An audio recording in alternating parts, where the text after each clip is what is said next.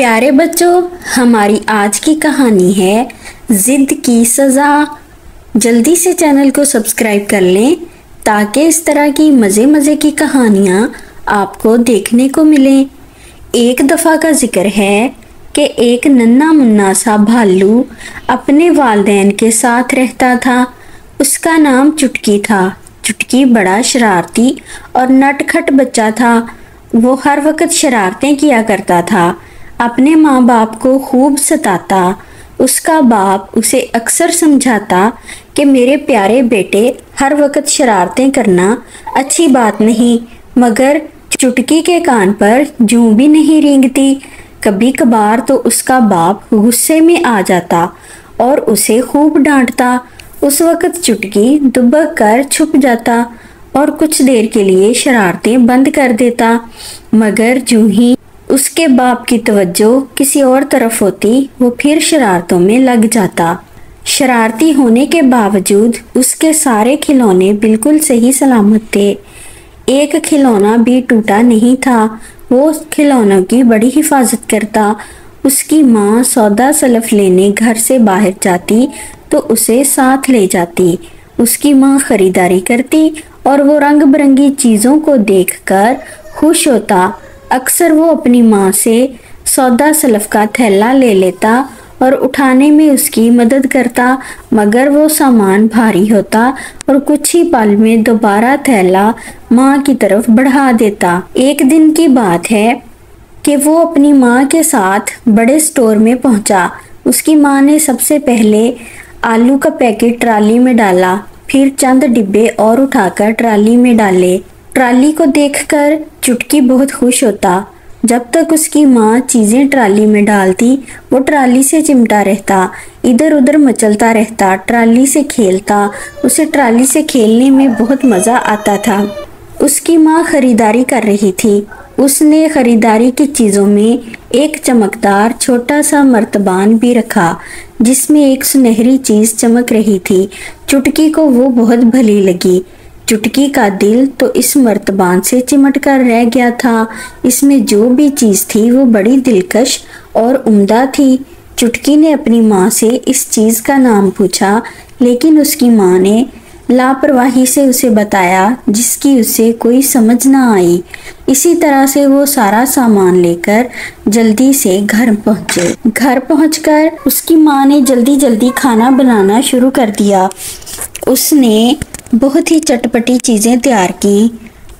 जैसे ही वो खाना उन्होंने चुटकी के सामने रखा तो चुटकी को खाना तो अच्छा लग रहा था, लेकिन उसका दिल उस मर्तबान पे जमा हुआ था। उसने खाना खाने से इनकार कर दिया।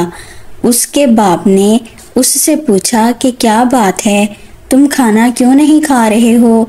तो उसने उस मर्तबान का जिक्र किया कि मुझे वो मर्तबान चाहिए।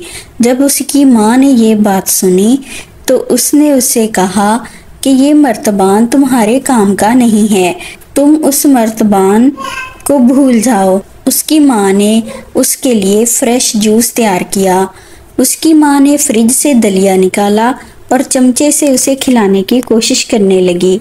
दलिया बड़ा मीठा था, मज़ेदार था। चुटकी को इनकार करना मुश्किल मालूम हो रहा था, मगर मर्तबान की कशिश ही इतनी ज़्यादा थी कि उसने दलिया खाने से भी इनकार कर दिया। उसके माँ बाप तो ये समझे कि चुटकी की तबीयत ठीक नहीं है। उसके बाप ने उसे सेब खिलाने की कोशिश की, लेकिन चुटकी ने वो खाने से भी इनकार कर दिया। फिर उसके बाप ने फ्रिज से मक्खन लगाकर पनीर निकाला, उसकी माँ के हाथ में दिया ताकि वो उसे प्यार से खिलाए। मक्खन लगा पनीर देखकर चुटकी को सांस लेना मुश्किल महसूस हो रहा था। रोज़ रोज़ मक्खन लगा पनीर खाने को नहीं मिलता था। ये बड़ा उम्दा मौका था। उसकी निगाह फिर उस मर्तबान पर पड़ी तो उसने पनीर खाने से भी इनकार कर दिया।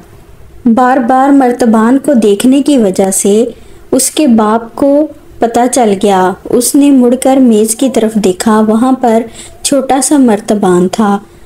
वो फौरन समझ गया कि असल मामला क्या है। उसने मर्तबान उठाया, इसका ढक्कन खोलकर चुटकी के आगे कर दिया। चुटकी यकदम रोना भूल गया। اور جلدی سے مرتبان کو پکڑ لیا۔